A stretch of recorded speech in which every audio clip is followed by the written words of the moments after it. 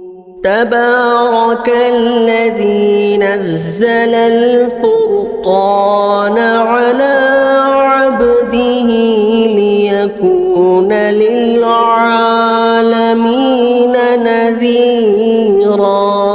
ہمارے بھائی اسی طرح ایک آندھرا سے سوال کیے ہیں کہ سوال یہ کہ مفتی صاحب روزہ کشائی کی تقریب کا شرعی حکم کیا ہے؟ مسئلہ واضح فرما دے، بڑی مہربانی ہوگی۔ دیکھیے بھائی، یہ تو آپ کے آندھرا میں ہی نہیں بلکہ آج ہمارے ہندوستان کے اندر عمومی طور پر، یہ میں خود بنگلور کے اندر میں رہتا ہوں، بنگلور میں نے بہت ساروں کو دیکھا بھی ہے کہ وہ روزہ کشائی کی ایک تقریب منعقد کرتے ہیں، جس کا مروجہ طریقہ ایک ایسا ہے کہ اگر کوئی نابالغ بچہ روزہ رکھ لے، زندگی میں پہلی مرتبہ اگر کوئی بچہ روزہ رکھ لیتا ہے تو اس وقت اس کی روزہ کشائی کے لیے ایک تقریب منعقد کی جاتی ہے، جس میں مرد عورتوں کا اختلاط ہوتا ہے، میل جول ہوتا ہے، اور پھر وہاں آمنے سامنے بھی ہوتا ہے، سب ہوتے ہیں۔ وہ ایک بدعتی طور پر وہ ایک رواج چل پڑا ہے ہمارے مسلمانوں کے اندر۔ وہ تو اس طرح جو بچہ نابالغ ہو، پہلی مرتبہ زندگی میں روزہ رکھتا ہے، تو اسے افطاری کرائی جاتی ہے، تو پھر وہ کسی مولانا کو بلائے جاتے ہیں۔ طریقہ کیا ہے جو میں جانتا ہوں وہ بتا رہا ہوں۔ وہ ایک مولانا کو بلایا جاتا ہے، وہ مولانا آتے ہیں، وہ دعا وغیرہ کچھ بھی کرتے ہیں، پھر وہاں عمومی طور پر سامنے کھانے وغیرہ رکھتے ہیں، فاتحہ خوانی بھی ہوتی ہے، سب چیزیں ہوتی ہیں۔ پھر وہ مولانا وہ بچے کو کھجور وغیرہ کھلاتے بھی ہیں، پھر وہاں ایک اس طرح تقریب منعقد کی جاتی ہے۔ تو شرعی طور پر اس کا جو حکم ہے وہ مسئلہ ذہن میں رکھیے۔ دیکھیے، جب ہم اس عمل کو قرآن مجید کے اندر اور احادیث کے اندر اور صحابہ کے عمل کو جب ہم دیکھتے ہیں تو نہ ہمیں اس عمل کا، نہ قرآن کے اندر ہمیں کبھی ثبوت ملتا ہے، نہ کسی صحابہ حدیث کے اندر اس کا ہمیں ثبوت ملتا ہے روزہ کشائی کا، اور نہ ہمیں حضرات صحابہ کے عمل سے کہیں ثابت ہوتا، نہ تابعین، طبع تابعین، نہ اجماع، کہیں سے بھی یہ چیزیں ثابت نہیں ہوتی۔ اب رہی بات آپ کے ایک ذہن میں بات آ رہی ہوگی، وہ بھی ذہن میں مجھے بات آ گئی، ذہن میں رکھیے۔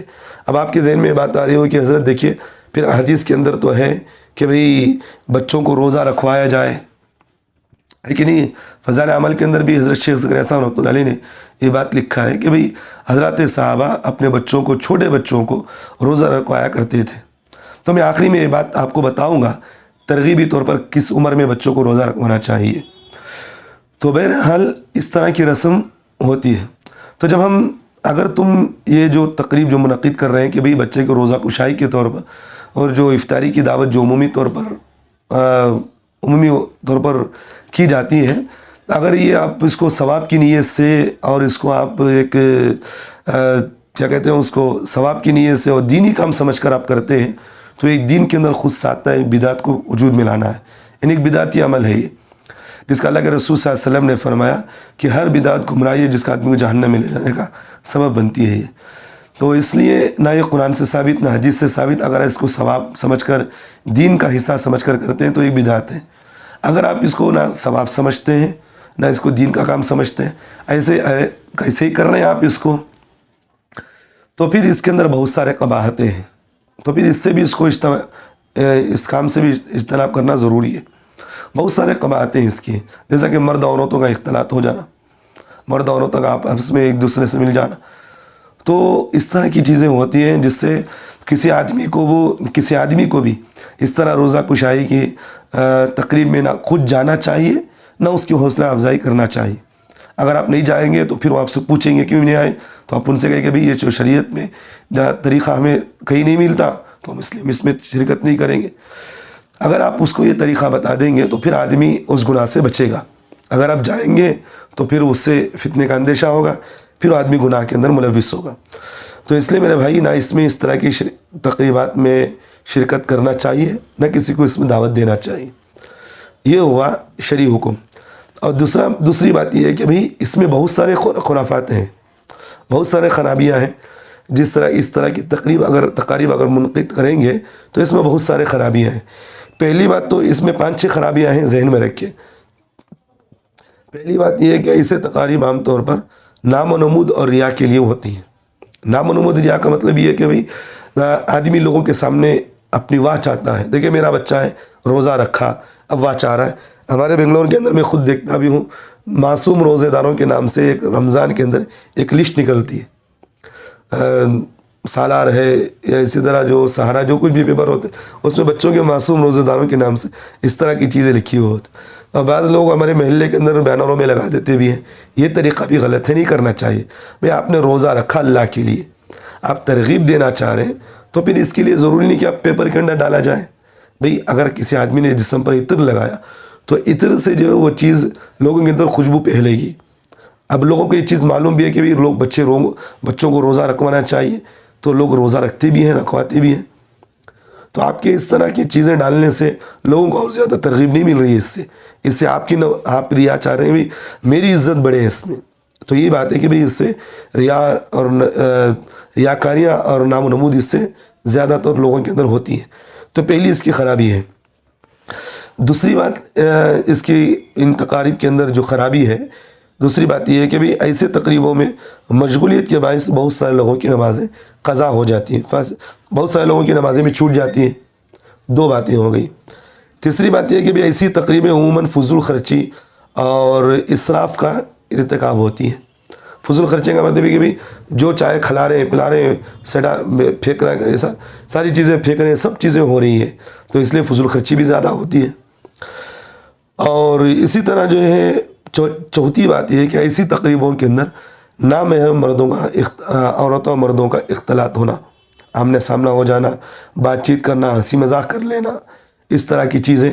اور ایک چیز مجھے زائد بات یہ بھی یاد آ گئی کہ اس طرح کی تقریبوں کے اندر ہوتا عمومی طور پر یہ ہے کہ روزہ کشائی کی جو تقریب منعقد کر لیے تو اس طرح خوشیوں کے اندر بہت سارے لوگوں کی تراویح بھی چھوٹ جاتی ہے، نمازیں عشاء بھی چھوٹ گئی، تراویح بھی چھوٹ گئی، اور یہ خوشی کے اندر لگے ہوئے پوری نمازیں بھی قضا ہو رہی ہیں.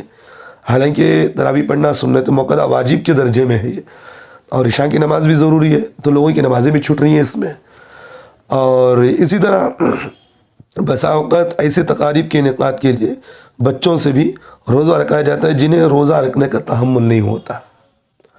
بھئی بچے چھوٹے بچے ہوتے ہیں جو روزہ رکھ نہیں سکتے، ان سے بھی جو ہے جان بوجھ کر روزہ رکھوایا جاتا ہے. ان بچوں میں ظلم کیا جاتا ہے کہ روزہ رکھو رکھو رکھو رکھو. تو اس لیے میرے بھائی یہ 6-7 ایسے خرابیاں ہیں جن کی وجہ سے اس طرح کی تقریبات منعقد کرنا شان اس کی اجازت نہیں ہے، نہ اس میں شرکت کرنے کی اجازت ہے، نہ کسی کو اس میں ترغیب دینے کی اجازت. اس سے آپ دور ہی رہیں، کسی کو آپ شرکت کرنے کی اجازت نہ دیں. اور دوسری بات یہ ہے کہ میں آپ سے یہ بھی کہا تھا کہ کس عمر میں بچے کو روزہ رکھوانا چاہیے. یہ بھی بہت اہم بات ہے، ذہن میں رکھیں. دیکھیے اکثر فتاوی کی کتاب جو نجم الفتاوی کتاب ہے جلد نمبر 3 کے اندر یہ بات لکھی ہوئی ہے، میں نے خود پڑھا، اس کے اندر یہ لکھا ہوا ہے کہ اگر وہی بچہ ہے، جیسا کہ حدیث سے ایک چیز ثابت بھی ہے، اگر بچہ 7 سال کا ہو تو نماز کی ترغیب دو، اور اگر 10 سال کا ہو جائے تو پھر اسے نماز نہ پڑھنے پر تنبیہ کرو، مارو. تو اس لیے جو شریعت کے جو فرائض ہیں، جیسا روزہ یہ بھی فرض ہے، جیسا کہ اللہ تعالیٰ نے قرآن مجید میں فرمایا یا ایھا الذین آمنوا کتب علیکم الصیام کما کتب علی الذین من قبلکم لعلکم تتقون. تو اللہ نے فرمایا کہ ایمان والو، ہم نے روزے کو فرض کیا جیسے کہ تم سے پہلے لوگوں کو بھی ہم نے روزہ فرض کیا تھا. تو ایک بات تو یہی ہے کہ بھئی بچوں کو روزہ رکھوانا چاہیے. کس عمر میں رکھنا چاہیے؟ تو اللہ کے رسول صلی اللہ علیہ وسلم کی حدیث سے یہ بات ثابت یہی ہے کہ اگر بچہ 7 سال کا ہے تو روزہ رکھوائے، اس سے رکھانے کی کوشش کرے. اگر بچہ تندرست ہے، روزہ رکھ سکتا ہے، تو پھر اس 7 سال تک اس کو ترغیب دے، پھر 10 سال تک اس کو ترغیب دے. 10 سال کی جب ہو جائے، اسے طاقت آ گئی، تو پھر اس روزہ رکھنے پر آپ تھوڑا اسے تنبیہ کریں، مارے، کچھ تنبیہ کریں، تاکہ بچہ نماز اور روزے کا پابند ہو جائے، صوم و صلاۃ کا بچہ پابند ہو جائے. 2 باتیں ہو گئی. اگر آپ کا بچہ ایسا ہے کہ بھئی نابالغ ہے، کمزور ہے، 11 سال 10 سال ہو گئے، پھر بھی وہ کمزوری ہے، تو نابالغ تک اس کو انتظار کرنا چاہیے. نابالغ بالغ ہونے تک اس کو انتظار کرے، جب بالغ ہو جائے تو پھر وہاں تنبیہ کرے. نابالغ تک ہے کیونکہ شریعت کے اندر نابالغ کے لیے کوئی فرائض اس پر ضروری نہیں ہوتے، تو اس لیے جو ہے وہ بچے کو بالغ ہونے تک اس کا انتظار کرے، جب تک اس کو ترغیب دیتے رہے. بالغ ہو جائے تو پھر اس کو روزہ رکھوانا اس کے لیے ضروری ہے. تو بہرحال بھائی بات یہی ہے کہ جو روزوں کی اس طرح کی جو روزہ کشائی کی تقریبیں جو منعقد کرتے ہیں، نہ اس میں شرکت کرنے کی شان اجازت ہے، اور نہ اس میں کسی کو ترغیب دینے کی اجازت. اور ایک بات مجھے یہاں ایک یہ بھی بات یاد آ گئی، روزہ کشائی کی تقریب کے اندر ایک عمومی طور پہ ایک یہ بھی مزاج ہے کہ اگر کوئی بچہ روزہ رکھتا ہے تو اسے کچھ تحفے وغیرہ لے جاتے ہیں، کہتے ہیں کہ بھئی آپ کا بچہ روزہ رکھا تو یہ تحفہ ہے۔ اب وہاں یہ بات کی تاکید بھی کر کے آتے ہیں کہ جب آپ دوسری مرتبہ جب ہمارے گھر کو آئیں گے تو ہمارا بچہ بھی روزہ رکھا ہوا ملے گا آپ کو۔ تو وہاں قرض کا لین دین بھی معاملہ ہے اس کو۔ تو اس طرح جو تحفے تحائف کا لین دین کا جو معاملہ ہوتا ہے یہ بھی ایک خرابی ہے جس کو ختم کرنا چاہیے، کیونکہ تحفہ آدمی اس نیت سے دیتا ہے کہ بھئی میں اس سے سامنے اجر نہیں چاہتا۔ آدمی تحفہ اس لیے دیتا ہے کہ بھی سامنے سے مجھے کوئی فائدہ نہ ہو۔ اب یہاں کسی سے آپ فائدہ چاہ رہے ہیں تو کہا کہ رشوت کے اندر داخل ہوا کہ آپ نے 100 روپے کی چیز اس کو ڈالے، اب وہ سامنے والا اگر آپ کو 100 روپے سے زائد ڈالا تو کہا کہ اپنے قرض کے طور پر زیادہ پیسے لے رہے ہیں، تو رشوت کے حکم کے اندر بھی آ سکتا ہے۔ تو اس لیے جو ہے اس طرح کی تقریبیں منعقد نہ کریں۔ اللہ تعالیٰ سے دعا کریں کہ اللہ ہم تمام کو اندر اخلاص پیدا کرے، اخلاص اللہ ہمیں اندر پیدا کرنے کی توفیق دے، اور ہمیں اخلاص پیدا کرنے کے اللہ ہمیں توفیق دے، ہمیں اندر زندگیوں کے اندر ہر کام اللہ کے لیے ہم کرنے والے بنے۔ آمین ثم آمین۔